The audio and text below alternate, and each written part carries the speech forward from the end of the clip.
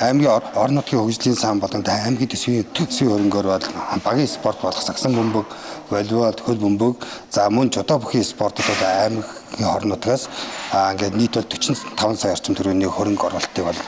одоо шийдэж ажиллаж байна. За ингээд мөн энэ хагас жилийн байдлаар бол одоо бид нар спортын улс бүсийн чанартай уралдаанд тэмцээнд бол 12 спортын одоо ингээд төрөлд нийт бол одоо 22 сая орчим төгрөгийн одоо ингээд зарцуулалттай ажиллаж байна. За тэгээд энд бол одоо ингээд жишээ нь бол саяхан одоо зохион байгуулагдсан насан туршидын волейболын улсын орон шалгаруулах тэмцээнд бол манай өнөөдрийн дасгалжуулагчтай яг баг тамирчид маань анх удаа ингээд мөнгөн медаль авсан амжилтыг үзүүлсэн бол за мөн өсвөр үе буюу идэрчүүдийн улсын орон шалгаруулах тэмцээнд мөнх бата инх төвшин туяа цэцэг дасгалжуулагчтай за яг мөн хүрэл тулгын халагчтай энэ хөвгүүдийн баг маань шилдэг 8 шалгарсан энэ амжилтыг үзүүлээд байна. За тэгвэл яг хөлбөмбөгийн төрөл дээр буцаалын өсвөр үеийн U12 насны улсын орон шалгаруулах тэмцээнд Үлзий мягмар одоо дасгалжуулагчтай баг маань ингээд нийт 30 гаруй баг оролцсон тэмцээнд одоо ингээд 4-р байр буюу тусгай байр эзэлсэн амжилтыг үзүүлээд байна.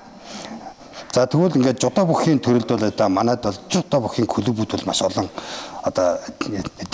эрчимтэйгээр үйл ажиллагаа явуулж эхэлж байна. За тэгээ үүний жишээнд бол одоо саяхан жодо бүхийн залуучуудын улсын орон шалгаруулах тэмцээнд бол манай Хатан сүлд Батцул одоо Батцул нар маань бол хүрэл медалийг хүртсэн. За мөн жодо бүхийн насан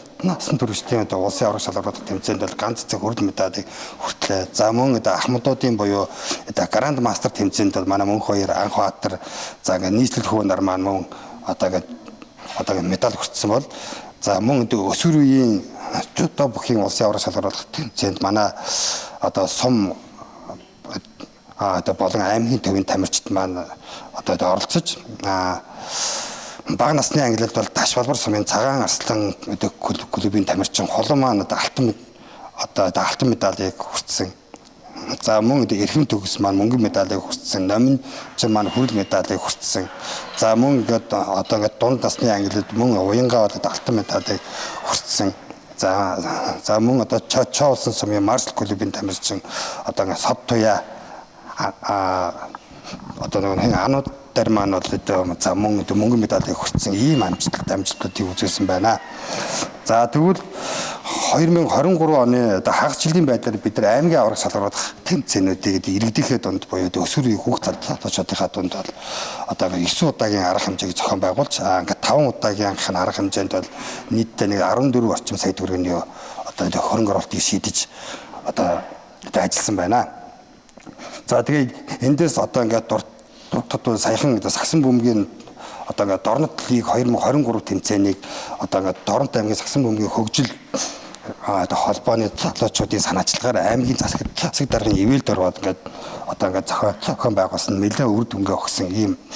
одоо бас ажил болсон. За тэгвэл одоо бидний хувьд бол одоо энэ 6 сарын сүүлээр зохион байгуулах Баянгар аймаг зохион байгуулагдах Монголын хүүхдийн спортын одоо 7 дугаар их наадамд 157 тамирчин одоо 22 дасгалжуулагч оролцохоор одоо ингээд бэлтгэл ажиллаа бацаагаад байж байгаагаас за яг энэ төрөл болох одоо багийн спортын төрөл яг манай сагсан бөмбөг, волейбол, хөл бөмбөг маань бүтэн бүрэлдэхүүнээр одоо бүсээсээ шалгаж эрхээ авсан ийм амжилттай байж байна.